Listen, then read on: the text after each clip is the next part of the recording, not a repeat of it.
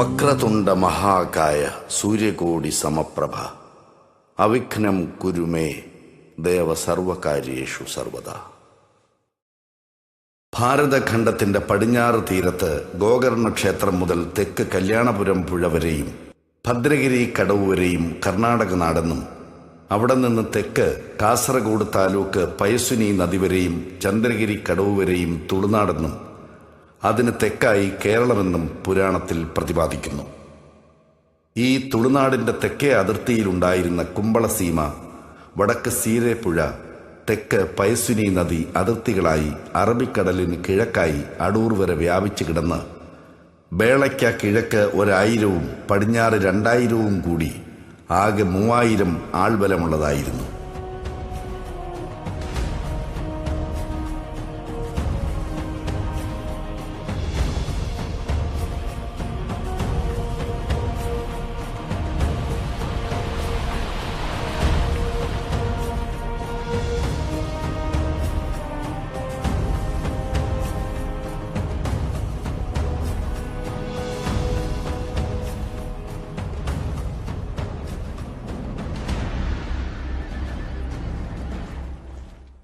അടൂർ, മധൂർ, കാവ്, കണിപുര എന്നിങ്ങനെ 4 ക്ഷേത്രങ്ങൾ കുമ്പളസീമയുടെ രാജാവായ മായിപ്പാട് രാജകുടുംബത്തിൽപ്പെട്ട ജനങ്ങളുടെ പ്രധാനപ്പെട്ട ആരാധനാ സ്ഥലങ്ങളായിരുന്നു. അടൂരും മധൂരും ശൈവക്ഷേത്രങ്ങളാണെങ്കിൽ കാവ്, കണിപുരങ്ങൾ വൈഷ്ണവ ക്ഷേത്രങ്ങളാണ്. കാസർഗോഡ് നഗരത്തിൽ നിന്ന് 7 കിലോമീറ്റർ വടക്ക് കിഴക്കായി മധൂർ ഗ്രാമം സ്ഥിതി ചെയ്യുന്നു. ചുറ്റുപാടിലും ഉയർന്ന മലകൾ, അവയുടെ അടിത്തട്ടിലായി ഫലഭാരത്താൽ നമ്രശിരസ്കരായി നിൽക്കുന്ന തെങ്ങ്, കവുങ്ങ്, വാഴത്തോട്ടങ്ങൾ. പച്ചവർണ്ണം കൊണ്ട് കൺമനം കുളിർപ്പിക്കുന്ന വയലിൻ്റെ മധ്യത്തിൽ തെക്ക് നിന്ന് വടക്കായി ഒഴുകുന്ന മധുവാഹിനി പുഴയുടെ തീരത്ത് കിഴക്ക് മുഖമായി ശോഭിക്കുന്ന ഗജപൃഷ്ഠാകൃതിയോടുകൂടിയ 3 നിലകളുള്ള ശ്രീ മദനന്തേശ്വര സിദ്ധി വിനായക ക്ഷേത്രം.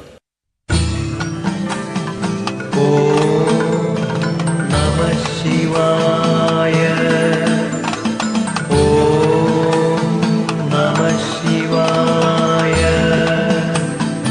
ഓം നമഃ ശിവായ. ശ്രീക്ഷേത്രം ഗജ ആയത്തിലാണ് നിർമ്മിക്കപ്പെട്ടത്. പിൻഭാഗം ഗജപൃഷ്ഠത്തെ പോലെ 3 നിലകളോട് കൂടിയതും മുൻഭാഗം കലാസൃഷ്ടികളോടും കൂടി തനതായ ശ്രേഷ്ഠതയോടെ നിലകൊള്ളുന്നു. ഗജ ആയം ജീവിതത്തെ തേജോമയമാക്കി സർവവിധ ഐശ്വര്യങ്ങളെയും പ്രദാനം ചെയ്യുന്നു. ഗജപൃഷ്ഠരൂപം പുരാതന ബൗദ്ധന്മാരുടേതാണത്രേ. തീരപ്രദേശത്താണ് ഇത് കൂടുതലായി കാണപ്പെടുന്നത്. ഇങ്ങനെയുള്ള ക്ഷേത്രങ്ങൾ ശിവശക്തി ക്ഷേത്രങ്ങളാണെന്നത് ശ്രദ്ധേയമായ കാര്യമാണ്. തീരപ്രദേശത്തെ കോരിച്ചൊരിയുന്ന മഴയും കാലാവസ്ഥയും ഇവയുടെ നിർമ്മാണത്തിൽ വളരെയേറെ സ്വാധീനം ചെലുത്തിയിട്ടുണ്ട്. ഇത് വിദേശീയരായ പണ്ഡിതരെ ആകർഷിച്ചു എന്ന് മാത്രമല്ല, ഇതിൻ്റെ രചനയിൽ നേപ്പാൾ ശൈലിയുടെ സ്വാധീനവും ഉണ്ടായി എന്ന് അഭിപ്രായപ്പെട്ടിരിക്കുന്നു. ഇനി ശ്രീക്ഷേത്രത്തെ സംബന്ധിച്ച ഐതിഹ്യങ്ങൾ. ശ്രീകോവിലിലുള്ള ശിവലിംഗം കല്ലുകൊണ്ട് കൊത്തി ഉണ്ടാക്കാത്ത വിധം പ്രത്യേക രീതിയിലാണിരിക്കുന്നത്. ഈ വിഗ്രഹം നെറ്റിയുടെ ഭാഗത്ത് എന്തോ കൊണ്ട് മുറിഞ്ഞ അടയാളത്തോടു കൂടിയാണുള്ളത്. ഇതിന് പ്രസിദ്ധമായ അടിസ്ഥാന ഐതിഹ്യങ്ങളുണ്ട്.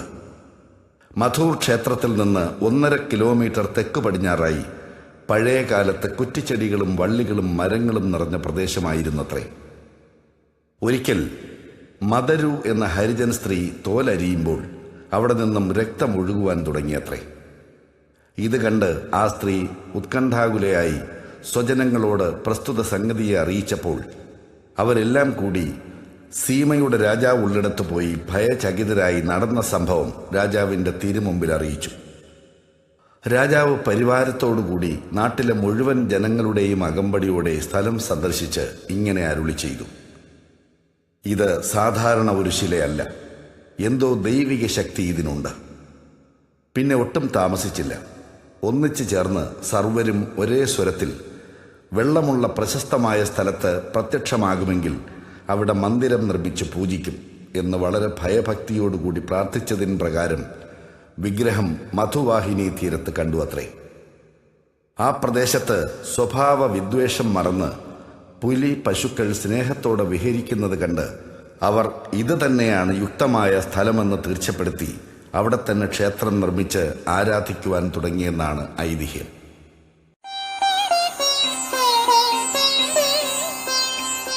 നിർവികാര നിർലിപ്ത നിർദേഹ നിരഞ്ജനായ ത്രിലോക സഞ്ചാര ത്രിനേത്രരൂപാ ത്രയംബകായ ഭക്തജന ദാരിദ്ര്യ വിധ്വംസകായ വിമുക്ത ചൈതന്യ രൂപായ നമസ്തേ നമസ്തേ നമസ്തേ ശ്രീ മഹാനന്ദീശ്വരായ നമഃ ശ്രീ മഹാനന്ദീശ്വരായ നമഃ.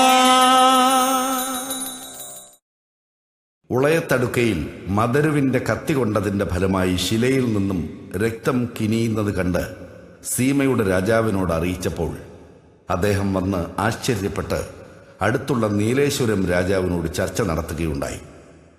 നീലേശ്വരം രാജാവ് ഈ ദൈവീകമായ മഹത്വം മനസ്സിലാക്കി തൻ്റെ ആശ്രയത്തിലുള്ള നിപുണരായ തന്ത്രിവര്യന്മാരെ പറഞ്ഞുവിട്ടു. അവരുടെ നിർദ്ദേശപ്രകാരം സീമയുടെ രാജാവ് മധുവാഹിനി തീരത്ത് പുലി പശുക്കൾ സ്വഭാവ വൈരം മറന്ന് സൗഹാർദ്ദത്തോടുകൂടി നടക്കുന്ന സ്ഥലം മനസ്സിലാക്കി അവിടെ അമ്പലം പണിത് ആ ചൈതന്യമുള്ള ശിലയെ പ്രതിഷ്ഠിച്ച് പൂജാതി കർമ്മങ്ങൾ യഥാക്രമം നടത്തുവാനുള്ള ഏർപ്പാടുകൾ ചെയ്തു. പിന്നീട് ആ തന്ത്രി കുടുംബക്കാർ സമീപത്തുള്ള ഉളിയയിൽ താമസമുറപ്പിച്ചുവെന്ന് മനസ്സിലാക്കുന്നു. ഈ കുടുംബക്കാർ ഇപ്പോഴും ഇവിടേക്ക് അടുത്തുള്ള പറക്കില ക്ഷേത്രത്തിൻ്റെ താന്ത്രിക കർമ്മങ്ങൾ നിറവേറ്റി വരുന്നു. ആ ക്ഷേത്രത്തിൻ്റെ ഭരണവും അവർക്ക് തന്നെയാണ്. അവിടെ ശ്രീ ശാസ്ത മഹാദേവന്മാരുടെ ശ്രീകോവിലുകൾ കൂടാതെ ഗണപതിക്ക് ഒരു പ്രത്യേക ശ്രീകോവിൽ കൂടിയുണ്ട്. പ്രസ്തുത ഗണപതിയുടെ വിഗ്രഹം മധൂരിലെ ഗണപതിയെപ്പോലെ തന്നെയുള്ളത് ഒരു വിശേഷാൽ സംഗതിയാണ്. ഇനി ഭിത്തിയിൽ ഉദ്ഭവിച്ച ഗണപതി.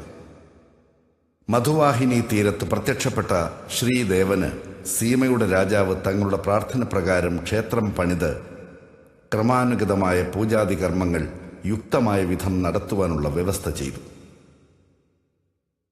ക്ഷേത്രത്തിന് തന്ത്രിവർണ്ണന്മാരെയും പൂജാരികളെയും നിയമിച്ചു. തന്ത്രിമാരുടെ നിർദ്ദേശപ്രകാരം നിത്യ നൈമിത്തിക പൂജകൾ, വാർഷികോത്സവങ്ങൾ നടക്കുമായിരുന്നു. അവർ വരുമ്പോൾ വീട്ടിലുള്ള വീട്ടുകാർ, കുട്ടികളും വരും.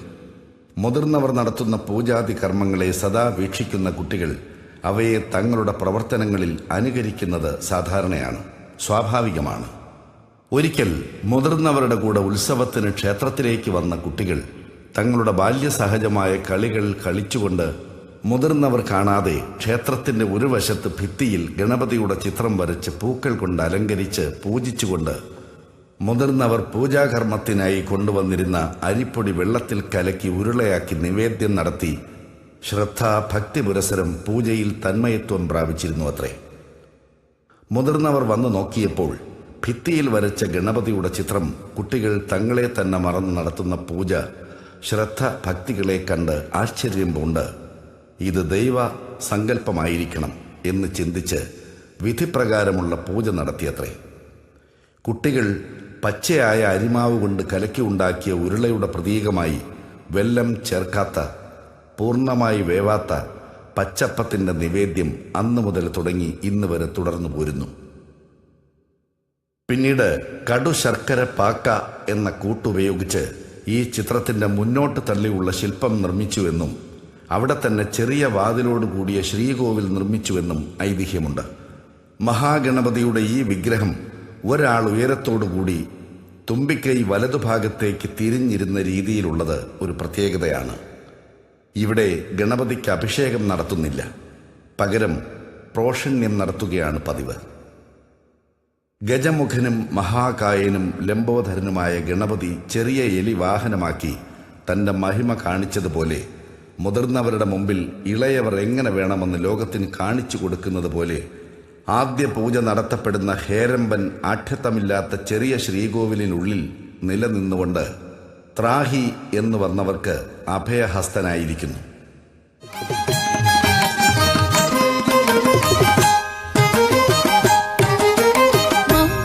कृष्णाजिनधरं കൃഷ്ണാജിനധരം നാഗയജ്ഞോപവീതിനം നാഗയജ്ഞോപവീതിനം ബാലേന്ദു വിലസൻ മൗലിം ബാലേന്ദു വിലസൻ മൗലിം വന്ദേഹം ഗണനായകം വന്ദേഹം ഗണനായകം അംബികാ ഹൃദയാനന്ദം അംബികാ ഹൃദയാനന്ദം മാതൃഭിः പരിപാലിതം മാതൃഭിः പരിപാലിതം ഭക്തപ്രിയം മദോന്മത്തം ഭക്തപ്രിയം മദോന്മത്തം വന്ദേഹം ഗണനായകം വന്ദേഹം ഗണനായകം ചിത്രരത്ന വിചിത്രാംഗം ചിത്രരത്ന വിചിത്രാംഗം ചിത്രമാലാ വിഭൂഷിതം ചിത്രമാലാ വിഭൂഷിതം ചിത്രരൂപധരം ദേവം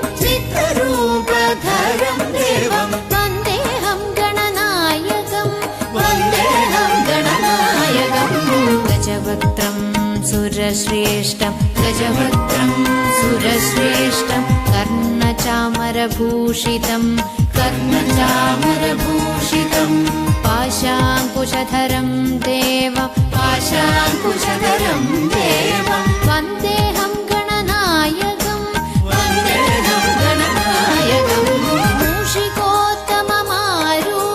മൂഷികോത്തമമാരൂഹ്യ ദേവാസുരമഹാഹവേ ദേവാസുരമഹാഹവേ യോധുകാമം മഹാവീര്യം യോധുകാമം മഹാവീര്യം വന്ദേഹം ഗണനായകം വന്ദേഹം ഗണനായകം യക്ഷകിന്നരഗന്ധർവ യക്ഷകിന്നരഗന്ധർവ സിദ്ധവിദ്യാധരൈ സദാ സിദ്ധവിദ്യാധരൈ സദാ സ്തൂയമാനം മഹാത്മാനം സ്തൂയമാനം മഹാത്മാനം വന്ദേഹം ഗണനായകം വന്ദേഹം ഗണനായകം. ഇനി ടിപ്പു സുൽത്താന്റെ മനപരിവർത്തനം. ക്രിസ്തുവർഷം 1784 ടിപ്പു സുൽത്താൻ കുമ്പളസീമയ്ക്ക് ആക്രമണം നടത്തി. മധൂരിലേക്കും വന്ന് ശ്രീക്ഷേത്രത്തിന്റെ ഗോപുരം അകത്തുള്ള ശ്രീകോവിലുകളെയെല്ലാം കേടുവരുത്തുന്നതിനിടയിൽ ദാഹം കൊണ്ട് ക്ഷീണിതനായി അദ്ദേഹം അവിടെയുള്ള കിണറിൽ നിന്ന് വെള്ളമെടുത്ത് കുടിച്ചു അത്രേ. അനന്തരം മാനസിക പരിവർത്തനം കൊണ്ട് അദ്ദേഹം ആക്രമണം നിർത്തി. വന്നതിന്റെ തെളിവായി തന്റെ കഠാര കൊണ്ട് ചന്ദ്രശാലയുടെ കുറയ്ക്ക് ക്ഷതമേൽപ്പിച്ച് മടങ്ങുകയും ചെയ്തു. ചന്ദ്രശാലയുടെ മേൽക്കുറയുടെ പടിഞ്ഞാറ് ഭാഗത്ത് അതിന്റെ അടയാളം ഇന്നും നമുക്ക് കാണാവുന്നതാണ്. ഇനി ശ്രീക്ഷേത്രത്തിൽ ഇതുവരെ നടന്ന അപൂർവ സേവകൾ. 1795 മായിപ്പാടി രാജാവിന്റെ നേതൃത്വത്തിൽ നടത്തപ്പെട്ട മൂടപ്പ സേവ. ഇത് ടിപ്പുവിന്റെ ആക്രമണത്താൽ ഭയം പൂണ്ട് കഷ്ടപ്പെടുമ്പോൾ ഭഗവാനെ പ്രാർത്ഥിച്ച നേർച്ചയത്രേ.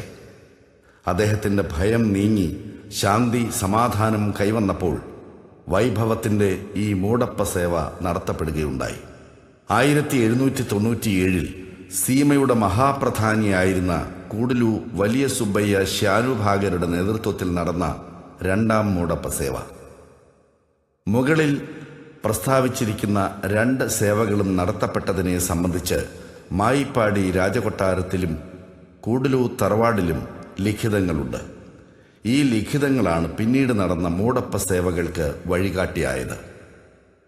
1962 അഷ്ടബന്ധ ബ്രഹ്മകലശം നടക്കുകയുണ്ടായി.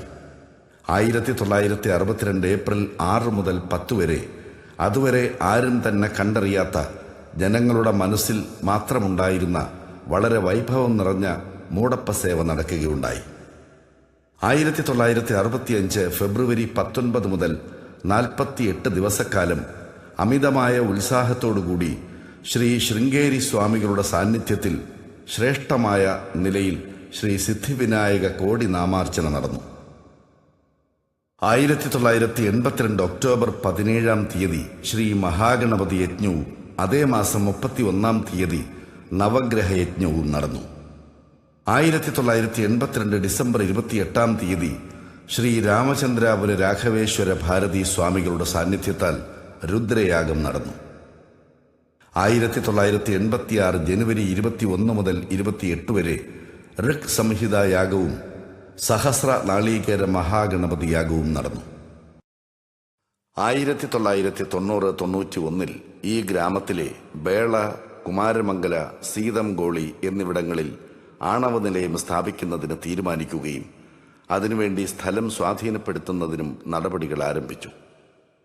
ഇവിടുത്തെ ജനങ്ങളുടെ പുരയിടം, വയൽ, ഫലവൃക്ഷങ്ങൾ, ക്ഷേത്രം, ആരാധനാലയങ്ങൾ എന്നിവ നശിക്കുന്നതോടൊപ്പം പുരാതന പുണ്യക്ഷേത്രമായ മധൂരിനും കേടുവരുമെന്ന ഭീതിയിൽ നിവേദന പ്രതിഷേധങ്ങൾ നടത്തിയതിലും പ്രയോജനമൊന്നും കാണാത്തതിനാൽ ഇനി ദൈവം മാത്രമാണ് രക്ഷയെന്ന് കണ്ട് ഗ്രാമത്തിലെ എല്ലാവരും ഒത്തുചേർന്ന് ഈ കഷ്ടപ്പാടിൽ നിന്നും രക്ഷിച്ചാൽ ശ്രീ മഹാഗണപതിക്ക് വിശേഷാൽ മൂടപ്പ സേവ നടത്താം എന്ന് പ്രാർത്ഥിച്ചു.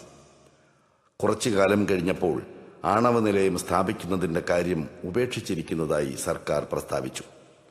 1992 വളരെ വൈഭവത്തോടുകൂടി മൂടപ്പ സേവ നടന്നു. ഇത് ശ്രീ മഹാഗണപതിയുടെ മഹിമയ്ക്കും മഹത്വത്തിനും മറ്റൊരു ഉദാഹരണമാണ്. 1992 അഷ്ടബന്ധ ബ്രഹ്മകലശം കഴിഞ്ഞ് ഏപ്രിൽ 4 മൂടപ്പ സേവ, അന്നദാനം തുടങ്ങിയ മഹത് കർമ്മങ്ങളോടുകൂടി അതിശയകരമായ രീതിയിൽ വൈഭവത്തോടെ നടന്നു.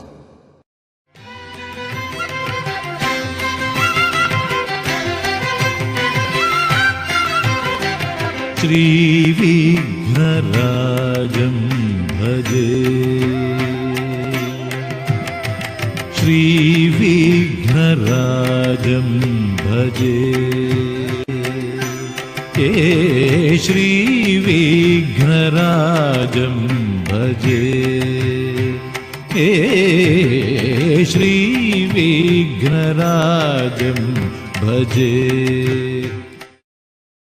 ഇത്തരത്തിലുള്ള നൂറുകണക്കിന് ചെറിയ വലിയ അത്ഭുതകരമായ മഹിമകളെ കൂടെ ഭക്തജനങ്ങൾക്ക് പ്രത്യക്ഷമായി കാണിച്ച് ഭക്തരുടെ പ്രവാഹം തന്നെ ഒഴുകിയെത്തും വിധം ലോക കല്യാണകാരണനായി വലിയ മഹത്വമുള്ള ദേവനായി ഏകദന്തൻ അനുഗ്രഹിക്കുന്നു. ലോകാ സമസ്ത സുഖിനോ ഭവന്തു.